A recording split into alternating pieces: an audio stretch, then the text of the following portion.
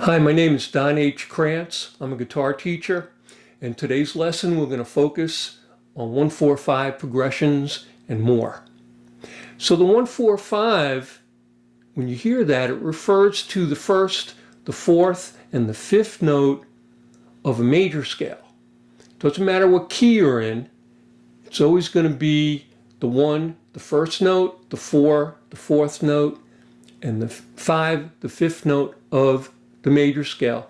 So in the key of B, major scale, a 1 is B. If I stay on the same fret, move to the 5th string, there's my 4. And if I go up a whole tone on the 5th string, whole tone from the 4, I get the 5. Now it doesn't matter where I put my 1. I could have my 1 on the 2nd fret, G flat. It's still a 1-4-5. 1 on the 6th string, 4 on the 5th string, same fret, and the 5 a whole tone above the 4. All right. We're going to look at the 1-4-5 and we're going to call them roots. So we're going to play chords, boogie-woogie, or scales off those roots. So here in the key of B,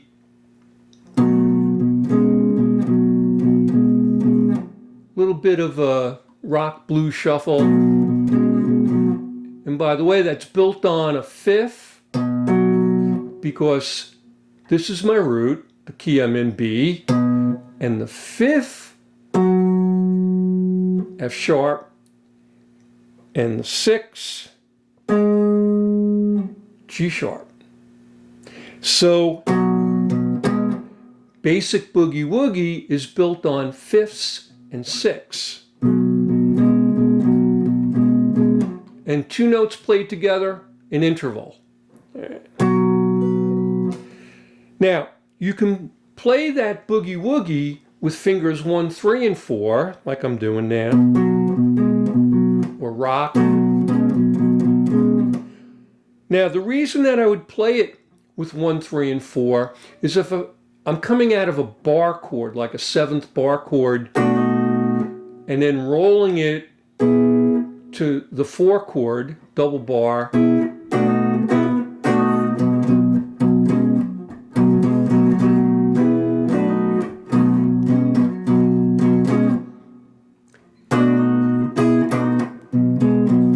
and what I'm doing there, I'm hammering the 3rd on that B7 bar chord.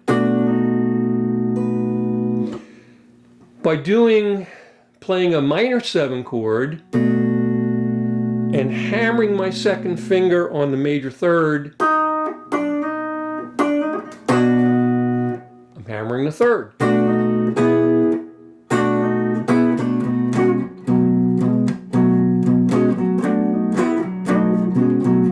So if I'm coming off a bar chord, 7th bar chord like that, I would play the boogie woogie pattern with 1, 3, and 4. Now the other way to play it is with 1, 2, and 4. And by doing that, you can sharp that pinky note, the 6. And if you want, you could even slide it back, and then on the root string, the 6th string, where my B root is, call that the root string, I'm going to play fingers 3, 4.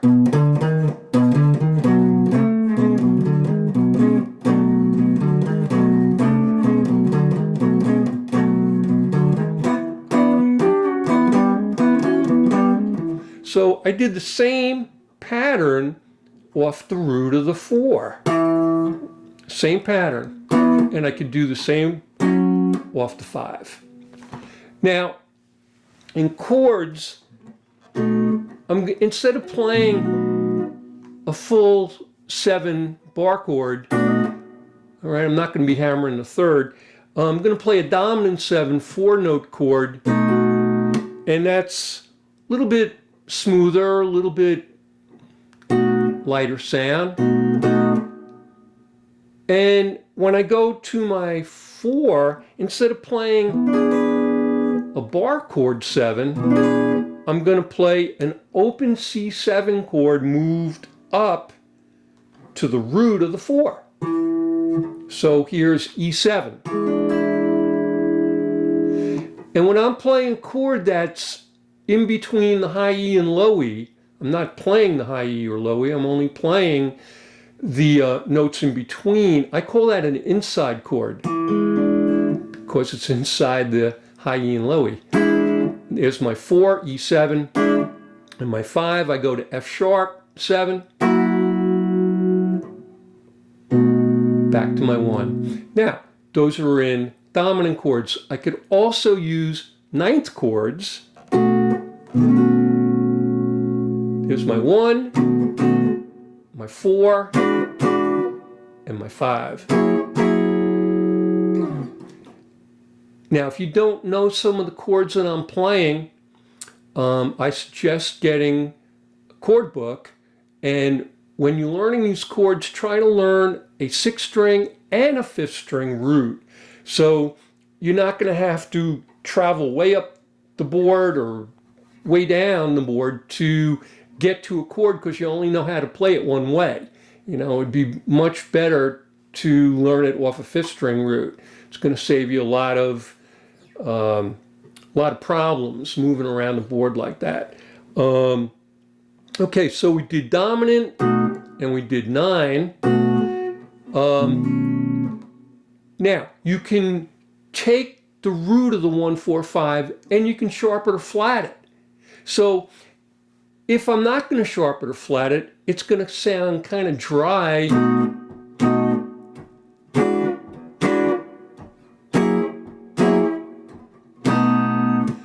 But if I sharpen or flat each chord off of 1, 5, I'm going to get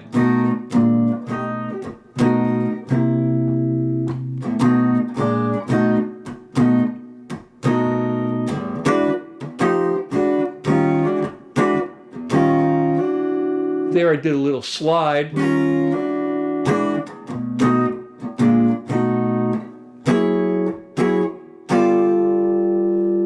Sharp the 5. Builds a lot of tension. And then you release it on the 5.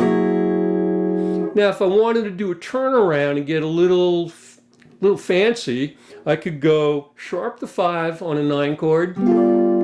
Go to my 5, 9 chord, stay on the 5 to a 7 flat 9,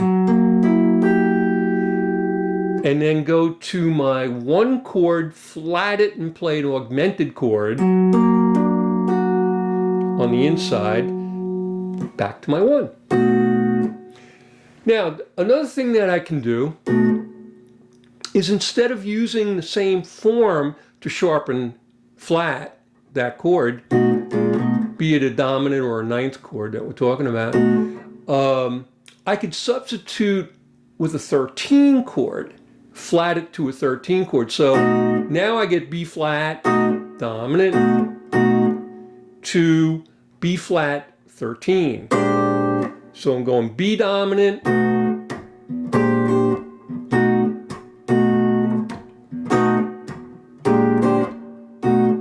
or I could raise it a half step.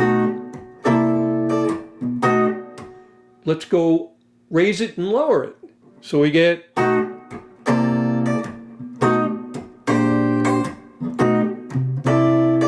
stay on the dominant, then go to my 4 chord, raise it to a 13,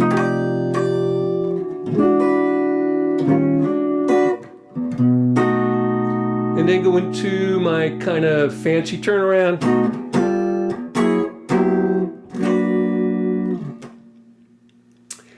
There are some variations on that rhythm. Now, I could also go to my 2 chord, and it would be good to learn how to play a major scale in chord form. And if you know how to play a major scale and chord form, if you start on the 6 and play it through to the 6, you're playing natural minor scale and chord form. All right, but you need to know a few more chords. You're gonna have to learn minor 7 flat 5, and like I said, it would help to know how to play it off a 6-string root and a 5th-string root.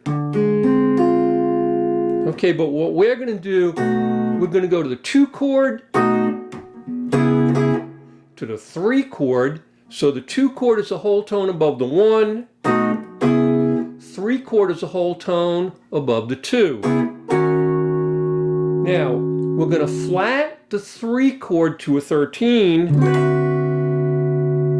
to a 2 chord, flat it to a 13, to a 1, to a 4, to a 1, sharp to 5, 5, 7 flat 9, augmented. Okay, some things to work on. Now, we can also use the 1, 4, 5 roots to play our scales.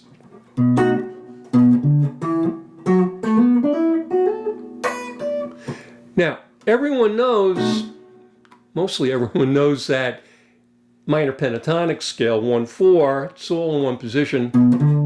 1, 3, 1, 3, 1, 3, 1, 4, 1, 4, okay?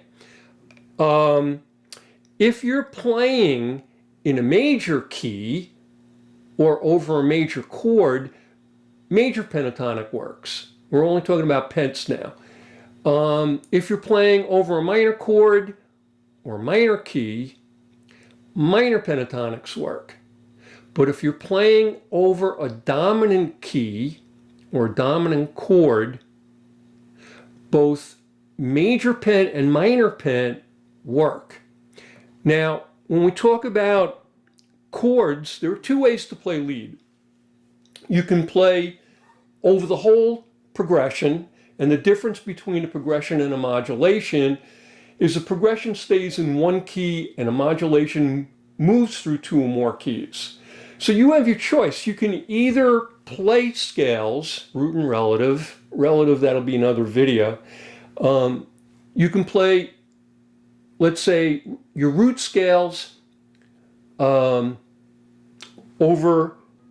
the key you're in, or you can use those same root scales but play over every chord that you're playing in. So for example, let's keep it simple. If I'm playing B dominant 7, you're going to use B minor pentatonic, or you could use B major pentatonic over the dominant family. And when I talk about family, I'm talking about any chord in that family.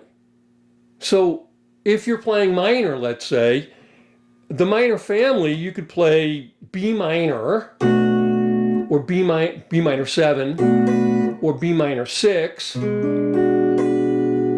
B minor 9. Another voicing of that, here's D minor 9, or D minor 6, 9.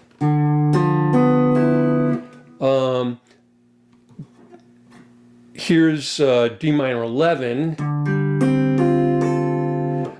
Any minor chord, or any dominant chord, or any major chord. You don't have to stick with those 7th chords or 9th chords. You can really mix it up like that.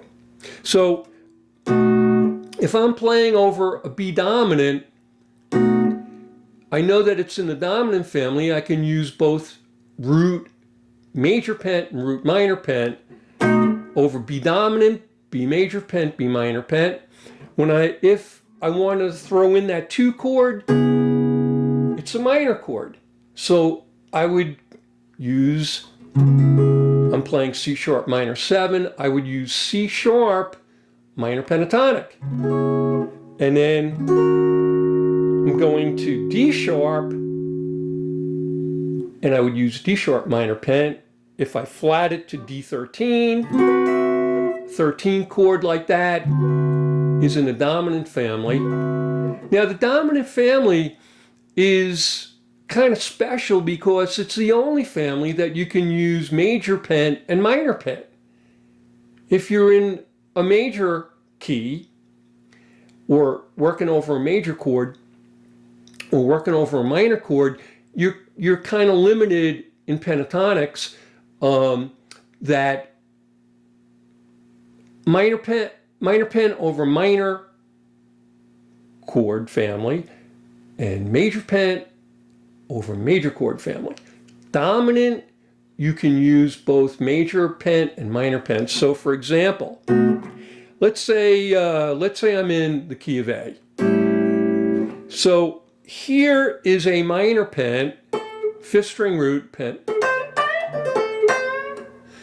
And if I travel down, we'll talk about root to relative later, but if I go down to a major pen, which is the same as F sharp minor pen, every minor pen has a relative major pen, and every major pen has a relative minor pen. But if I go from minor to major, okay, I'm building a hybrid line. I'm not taking any rests between these two scales.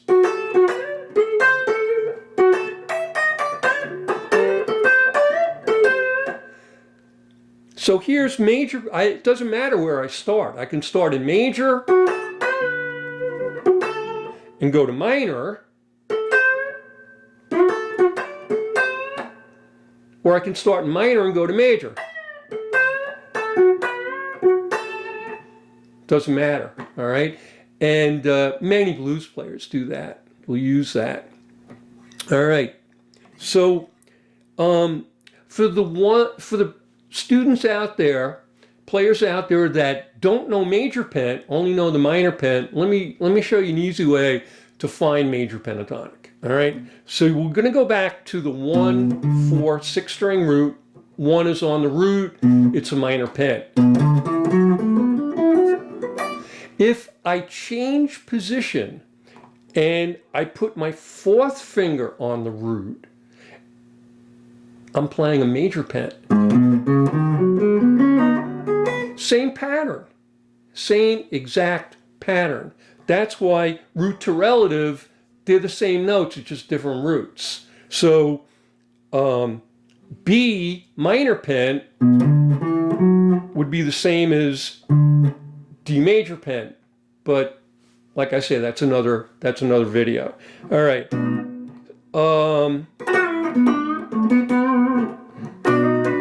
That's in B.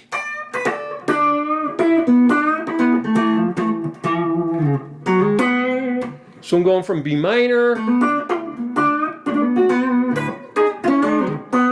to B major.